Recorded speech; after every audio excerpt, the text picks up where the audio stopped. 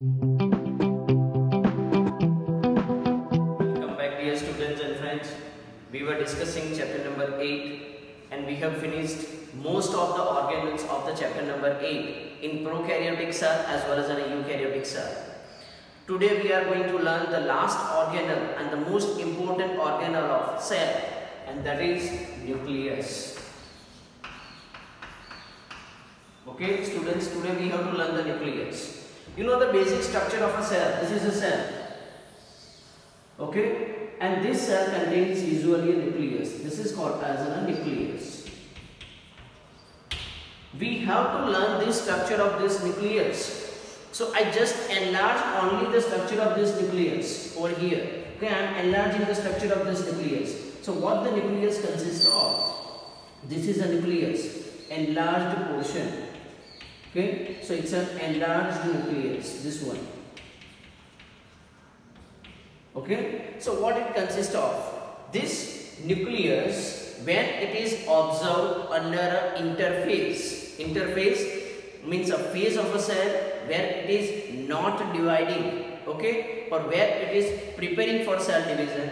So when you observe it during the interface, it contains a genetic material, and this genetic material is present in the form of expanded form, and this expanded form it's called as chromatin.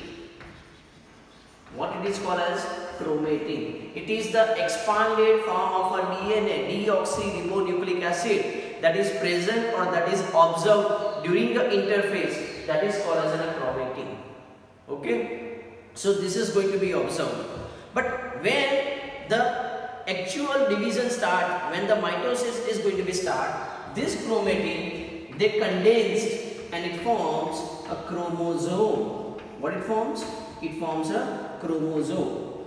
In a human being, this DNA material is going to be organized into 23 pairs of chromosome. Okay, it gets organized into a 23 pairs of chromosome. Okay, or you can say a 46 number of chromosomes. So that is present. Either you can say 23 pair of chromosome or the 46 number of chromosomes, they are present when the cell actually gets starts to divide. Because when the cell actually starts to divide, it occurs in the form of condensed, and that we call it as a chromosome. So the DNA can exist in a two form. One is a expanded form and the second one is called as a condensed form. When you can observe an expanded form, the expanded form is chromatin, and that is observed during interphase. When it's observed, it's observed during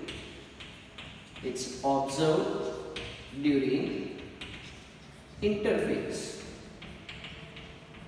Okay, and here this process start, that is observed during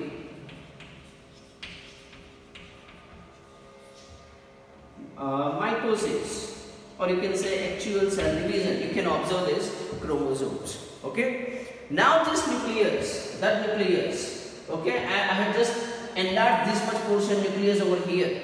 This nucleus, it consists of how many boundaries? It consists of two boundaries like the other organelles. Okay, so it consists of two boundaries, outer one and the inner one.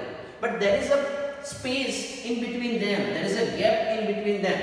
That is called as perinuclear space. Okay, what it is called as perinuclear space. So what is a perinuclear space? The perinuclear space is a space that is present between the two membrane of nucleus, that is outer membrane and the inner membrane. This is called as perinuclear space. Okay, next, now you know that what the nucleus contains, as I have already told you that the expanded form of a DNA is present. And you know that what is the expanded form is called? It's called as a chromatin material. It's called as chromatin. Okay, that is present inside it. Like as the cell contains a cytoplasm, this is the cytoplasm that is present into a cell. Similarly, the nucleus also contains its matrix, and that is called as nucleoplasm.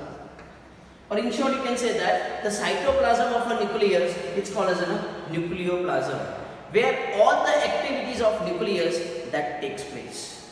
The nucleus that contains a DNA, either in the form of chromatin or in the form of chromosome, it has information to control all the activities of the cells.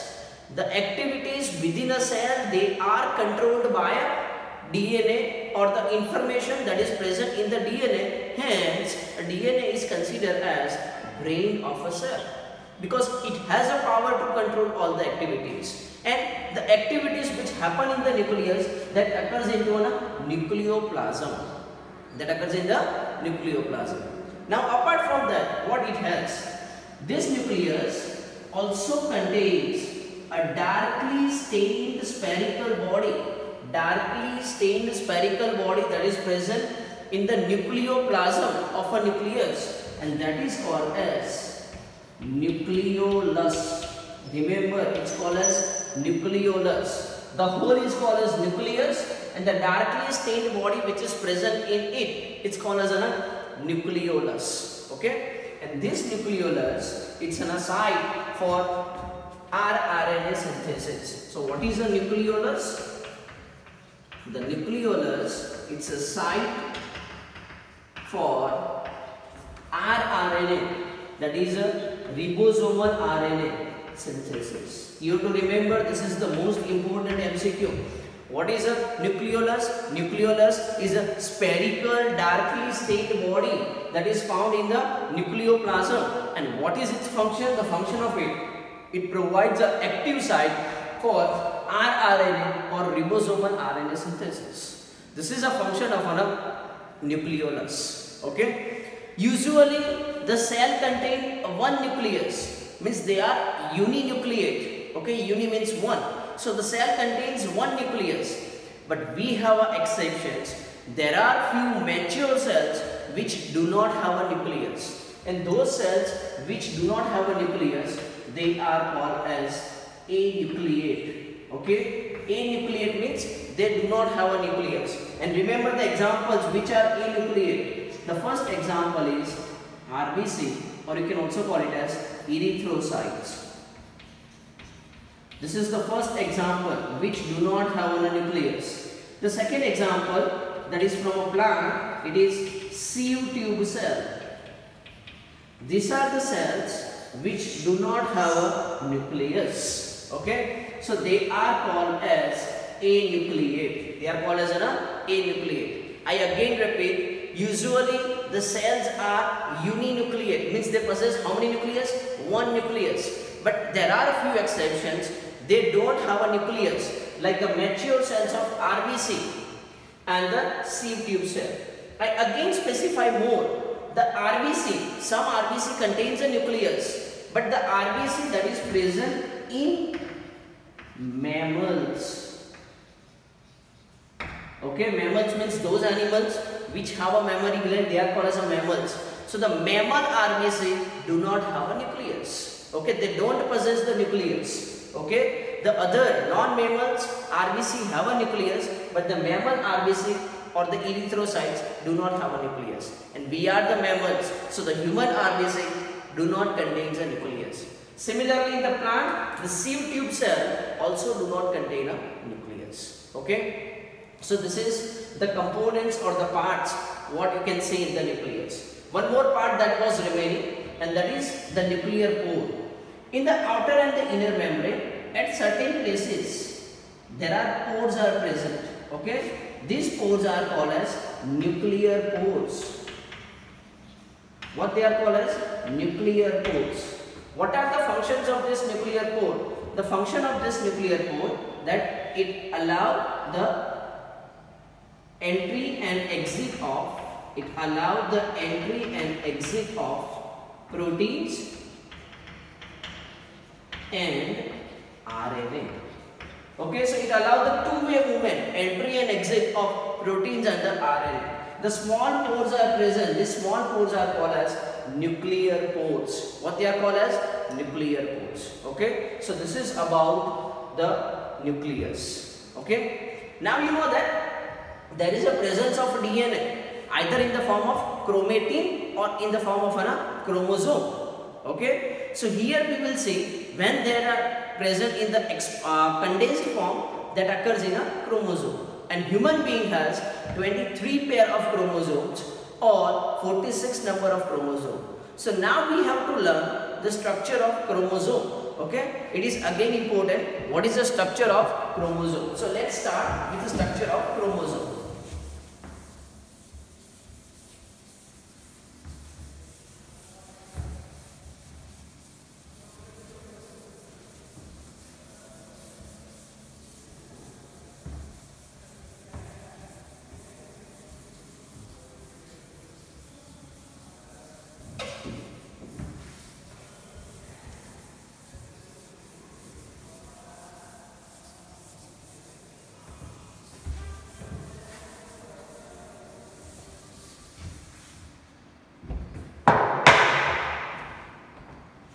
So what is the structure of chromosomes?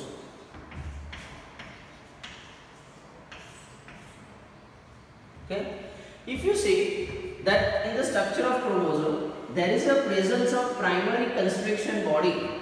Okay, the primary constriction body that is present in the structure of a chromosome. Okay, next, on the both the sides of this, it contains the arm. This is the structure of chromosome. This is the structure of chromosome. Okay, the primary constriction body, this is a primary constriction body. This is called as centromere. What it is called as? Centromere.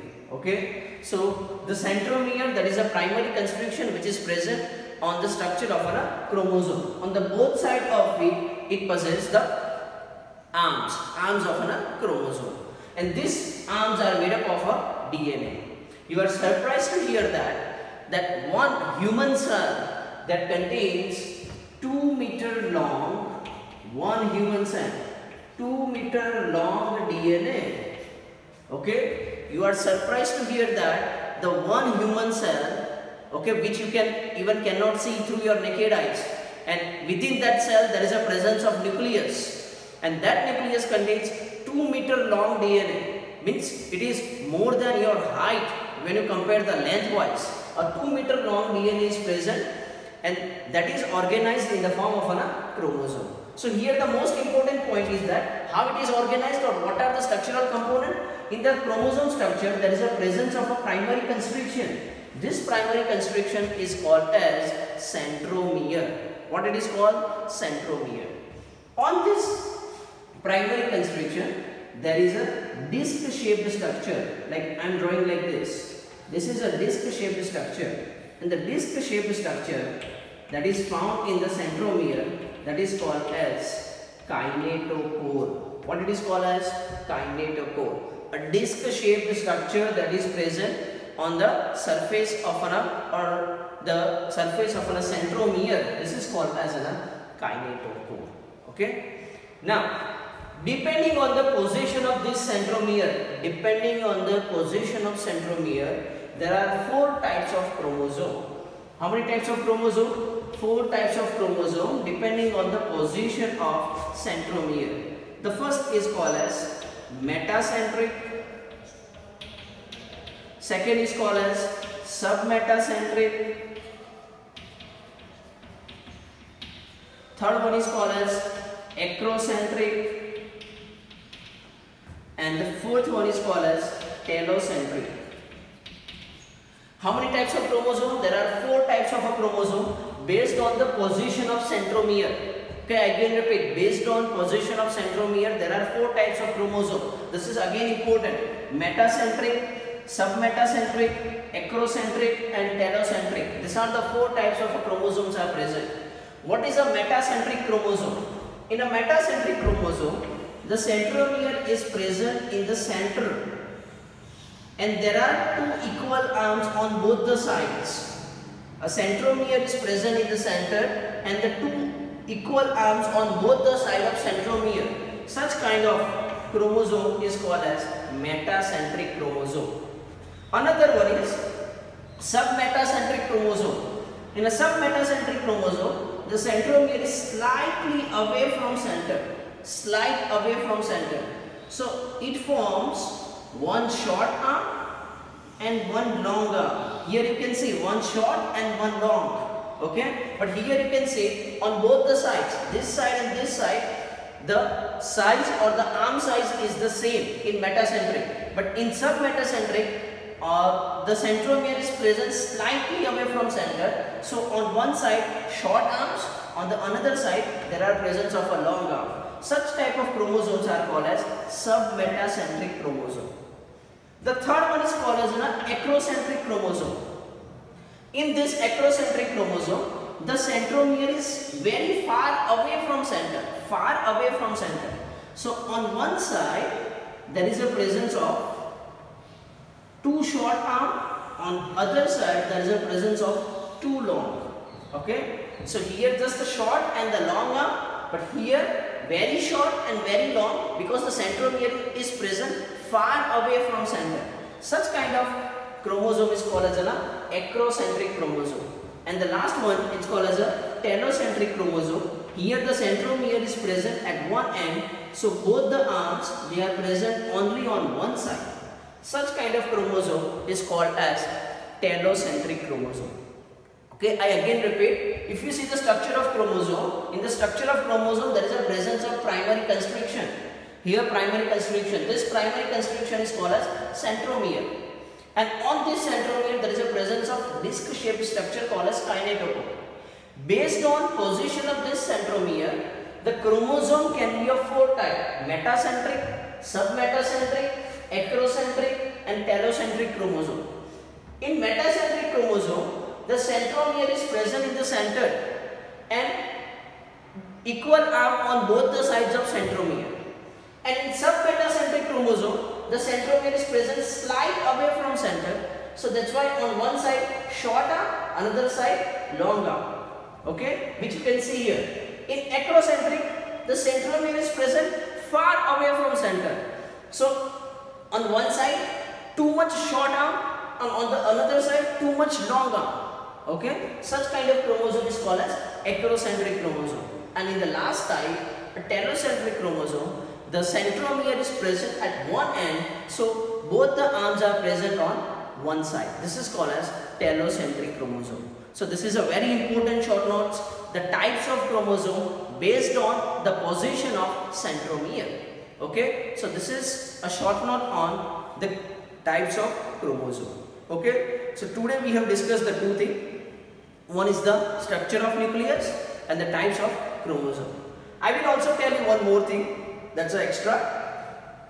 This is a primary constriction, but some chromosome also contains the secondary constriction. This is a secondary constriction. Okay, the secondary constriction that is found in some chromosome, this is called as satellites. Okay, what it's called as satellites, or it can also be called as antenna. The secondary constriction which is found in some chromosome, not all chromosome. The secondary constriction which is found in some chromosome, it can be called as satellite or it can also be called as antenna. So that's all about the structure of chromosome. Okay, so here we finish with chapter number 8. The test of this chapter number 8 will be conducted. Okay, so you have to prepare well for the test of this chapter number 8. Students, keep learning, keep watching the video. If you have any problem, any query, you can ask me. Okay, you have my contact number, you can contact me anytime. I will try to solve your doubts and the queries. Okay, thank you for watching and like and subscribe this channel. I again thank you for